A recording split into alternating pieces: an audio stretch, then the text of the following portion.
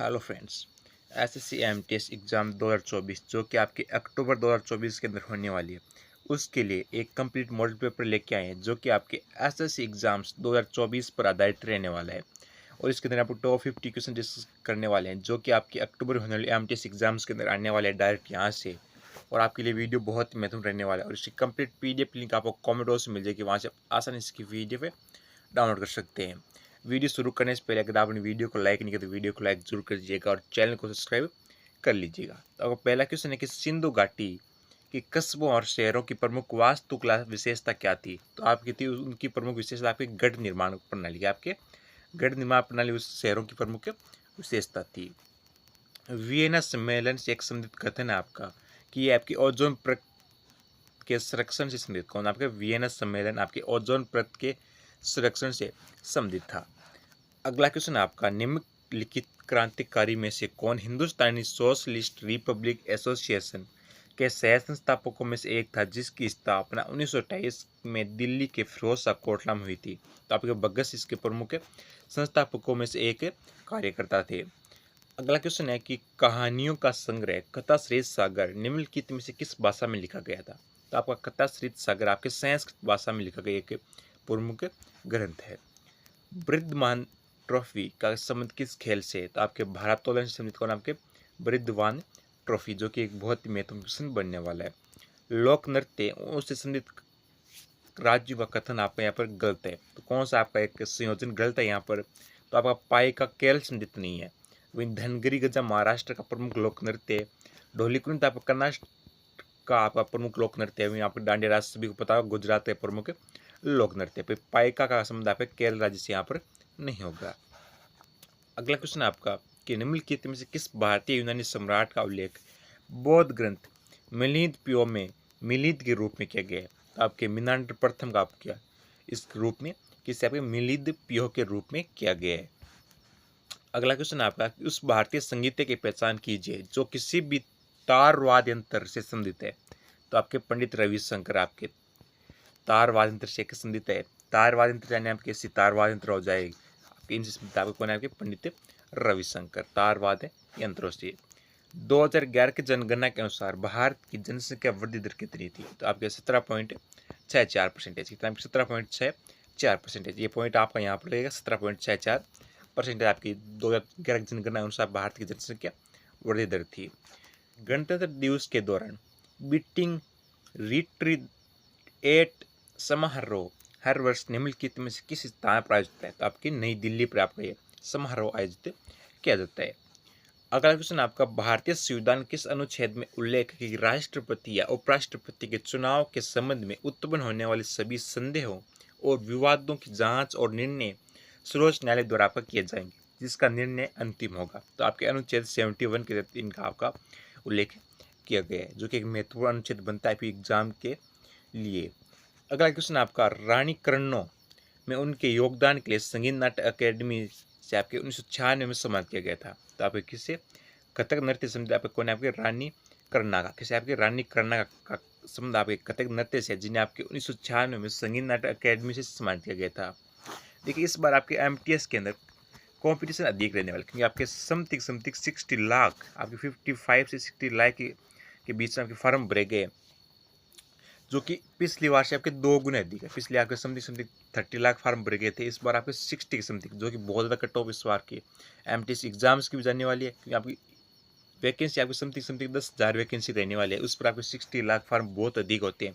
तो आप दबा के इस बार जीके और इंग्लिश की जरूर तैयारी कर लेगा क्योंकि आपके 2 सब्जेक्ट है जो आपको सिलेक्शन देने वाले थे। इन पर आपका पूरा फोकस आपके जीके और इंग्लिश पर ही होना चाहिए। आप अगला क्वेश्चन है कि कोडरमा गया हजारीबाग बेल्ट निम्नलिखित में से किस खनिज उत्पादन के लिए जाना जाता है? तो आपके अभ्रक खनिज उत्पादन के लिए प्रसिद्ध खनिज है। अगला क्वेश्चन है कि निम्नलिखित में से किसकी खोज GH रामचंद्रन ने की थी? तो बहुत ही महत्वपूर्ण क्वेश्चन आपके कोलेजन की तिहरी कुंडली संरचना की खोज आपके GH रामचंद्रन ने की थी। अगला क्वेश्चन आपके अपने आप में संरचना का एक तरीका है, ये संचार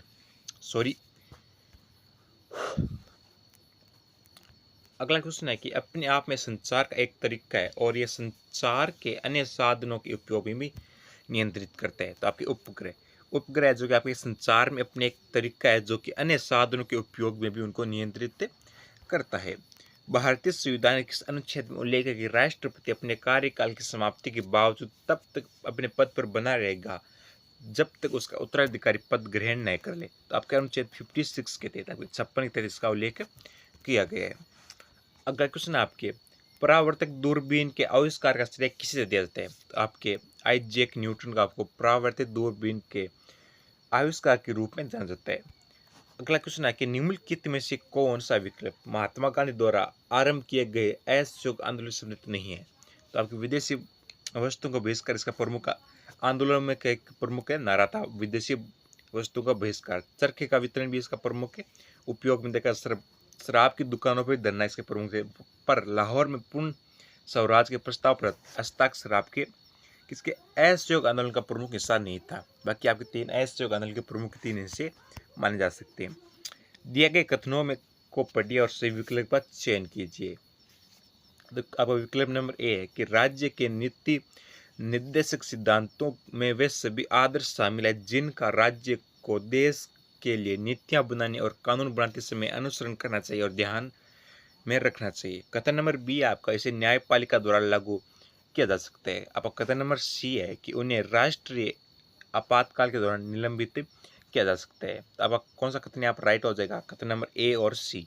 आपके कौन सा कथन ए और आपका सी यहाँ पर बिल्कुल राइट हो जाएगा, क्योंकि न्यायपालिका आपके राज्य के नीति निर्देशक तत्वों को लागू नहीं कर सकती। वो आपके राज्य पर ही निर्भर होते हैं कि वो आप उनको लागू करे या ना करे। उसमें आपके सर्वोच्च न्यायालय उसमें दखलंदाजी नहीं कर सकता। उपन्यास रावण एनिमी ऑफ आर्यवर्त निम्नलिखित में से किस लेखक या लेखिका द्वारा लिखा गया है? तो आपके अमीश त्रिपाठी आपकी से प्रमुख रचनाकार है। अक्कम लक्ष्मी देवी को नृत्य में उनके योगदान के लिए वर्ष 2018 में संगीत नाट्य अकेडमी पुरस्कार से सम्मानित किया गया था। तो आपके मणिपुर की प्रमुख आपके नृत्यांगना अक्कम लक्ष्मी देवी, जिन्हें 2018 में संगीत नाट्य अकेडमी पुरस्कार से सम्मानित किया गया था। कोशिका आकार के प्रकार और उनके उदाहरणों के गलत युग्म की पहचान कीजिए। आपको गलत युग्म यहाँ पर पूछा गया है। तो अंडाकार क्लेमोडोमोनोस और दीर्घाकार आपके त्रिका कोशिका आपके दीर्घाकार नहीं होते। आपके ये आपका बिल्कुल राइट ऑप्शन यहाँ पर हो जाएगा। उपलापो श्रीनिवास एक वादक है जिन्हें आपके 1998 में पद्मश्री से सम्मानित किया गया था। तो आपके मेडोलिन की प्रमुख वादक आपके कौन? आपके उपलापो श्रीनिवास आपके 1998 में आपके पद्मश्री से सम्मानित किया गया था। प्रधानमंत्री मत्स्य संपदा योजना की अवधि क्या है? तो आपकी लगभग 5 वर्ष की प्रमुख अवधि मानी जाती है। निम्नलिखित में से किस मुगल सम्राट के शासनकाल के दौरान मराठा मुगलों के संप्रभुत्व के लिए एक बड़ी चुनौती थी? तो आपके औरंगजेब के समय आपके मराठा मुगल साम्राज्य के लिए एक प्रमुख चुनौती थी। आपके औरंगजेब के समय कौन आपके मराठा प्रमुख चुनौती वक्त थे? निम्नलिखित में से कौन सा आपका सही ढंग से सुमेलित कथन नहीं है? तो आपका केंद्र का डीएनए का संश्लेषण नहीं होता है। आपका होता है। तो आपका केंद्र में आपका डीएनए का संश्लेषण नहीं होता है। आपके बिल्कुल यहाँ पर राइट ऑप्शन हो जाएगा। वही सूत्र कणिका आपके रासायनिक ऊर्जा का उत्पादन, राइबोसोम आपका राइबोसोम का संयोजन और केंद्र का आपका आनुवांशिक जानकारी का भंडारण, ये आपके 3 परफेक्ट यहाँ पर सुमेलित कथन बन जाते हैं। धमेक स्तूप कहाँ स्थित है? तो आपके सारनाथ के अंदर आपका धमेक स्तंभ आपके स्थित है। उपसौरता होता है जब आपकी पृथ्वी सूर्य सबसे आपके निकट होती है। आपके अपसौर आपके जब सूर्य से आपकी पृथ्वी सबसे आपकी दूर होती है। अपसौर उपसौर आपकी 2 प्रमुख घटना ही है। भारतीय जनगणना 2011 के अनुसार कृषि क्षेत्र में कार्यरत जनसंख्या का प्रतिशत लगभग कितना है? तो आपके 2011 की जनगणना के अनुसार 54.6% है। कितना आपका 54.6% आपका कृषि क्षेत्र में कार्यरत जनसंख्या का लगभग प्रतिशत 2011 की जनगणना के अनुसार। भारत में ब्रिटिश शासन के दौरान निम्नलिखित में से किसने आपके 1907 में जर्मनी में भारत का झंडा फहराया था? तो आपके किसने? भिकाजी कामा को। आपके कौन? आपके भिकाजी कामा, जिन्हें क्रांतिकारियों की माँ के नाम से जाना जाता है। आपके क्रांतिकारियों के नाम से क्रांतिकारियों की माँ के नाम से जाना जाता है भिकाजी कामा, जिन्हें आपके प्रमुख कार्य था 1907 में जर्मनी में भारत का झंडा इन्होंने फहराया था। किसने? आपके भिकाजी कामा। निम्नलिखित में से कौन भारत में गरीब उन्मूलन कार्यक्रम नहीं है? कि गरीबी उन्मूलन कार्यक्रम नहीं है? तो आपके नमामि गंगा आपके गंगा नदी के शोध करने से संबंधित है। आपके कौन सा? नमामि गंगे योजना। निम्नलिखित में से किसे प्राकृतिक संसाधनों के संरक्षण का तरीका नहीं माना जा सकता? तो आपके निष्कर्ष आपका प्राकृतिक संसाधनों का एक प्रमुख तरीका संरक्षण का नहीं है। यहाँ अगला क्वेश्चन आपका कि नृत्य और उसकी उत्पत्ति के संबंध में राज्य के गलत संयोजन का चयन कीजिए। तो आपका कथकली नृत्य केरल का है, बिल्कुल राइट ऑप्शन हो जाएगा। कुचिपुड़ी आपके आंध्र प्रदेश का है, भरतनाट्यम आपका तमिलनाडु का है। इसी तरह आप सभी जानते हैं असम राज्य का है, आपका हिमाचल प्रदेश से आपको कोई उसका संबंध नहीं होगा। पहले दक्षिण एशियाई खेलों की मेजबानी किसके द्वारा की गई थी? तो आपके काठमांडू के द्वारा आपके प्रथम दक्षिण एशियाई खेलों की मेजबानी की गई थी। रणनीतिक और राष्ट्रीय महत्व के उद्योगों को आमतौर पर आपके सार्वजनिक क्षेत्र में रखा जाता है, आपके सार्वजनिक क्षेत्र में रखा गया। भारतीय संविधान के किस अनुच्छेद में वित्त आयोग की सिफारिशों का उल्लेख किया गया? तो आपके अनुच्छेद 281 के तहत आपके वित्त आयोग की सिफारिश का उल्लेख भारतीय संविधान में किया गया। निम्नलिखित में से कौन सा आपका कुषाण शासक कुषाण वंश का संस्थापक थे? तो कौन सा कुषाण शासक आपका कुषाण वंश संस्थापक थे? तो कुंजुल कन्फ्यूशियस आपके कुषाण वंश के संस्थापक थे। आपके कनिष्क जिनके प्रमुख शासक थे। आपके कनिष्क आपके प्रमुख शासक थे जिन्होंने आपकी चौथी बौद्ध संधि का आयोजन करवाया था। भारतीय संविधान के किस अनुच्छेद में उल्लेख है कि भारत में एक सर्वोच्च न्यायालय होगा? तो आपके अनुच्छेद 124 में उल्लेख है कि भारत के अंदर एक सर्वोच्च न्यायालय का गठन होगा। किसके अनुच्छेद 124 के तहत। 1908 में खुदीराम बोस के साथ एक गाड़ी पर ये मानकर कि गाड़ी मुजफ्फर के तत्कालीन जज किंग फोर्ड्स के बम फेंकने में शामिल थे। आपके प्रफुल्ल चाकी उस आपके खुदीराम बोस के साथ सम्मिलित थे। खुदीराम बोस वही व्यक्ति जो कि सबसे कम उम्र में आपके क्रांतिकारी के रूप में फांसी पर चढ़ने वाले व्यक्ति थे। आपके खुदीराम बोस से भारतीय संविधान के किस अनुच्छेद के तहत मानव तस्करी और बेगार और अन्य प्रकार के जबरन श्रम को निषेध किया गया? तो आपके अनुच्छेद 23 के तहत। और ये बहुत ही महत्वपूर्ण आपका क्वेश्चन बनने वाला है। एग्जाम के अंदर ये 100% क्वेश्चन आएगा। आज किसी भी शिफ्ट के अंदर आओ, यह क्वेश्चन आपको कई शिफ्टों के अंदर रिपीट होने वाला है। तो आपके CGL की हो या आपके MTS की। निम्नलिखित में से कौन सा उपन्यास भारतीय लेखक किरण देसाई द्वारा लिखा गया है? तब कौन सा आपका द इनहेरिटेज ऑफ लॉस्ट इनकी प्रमुख का उपन्यास है। किससे आपका किरण देसाई का, जो कि बहुत बार MTS के अंदर रिपीट होता है।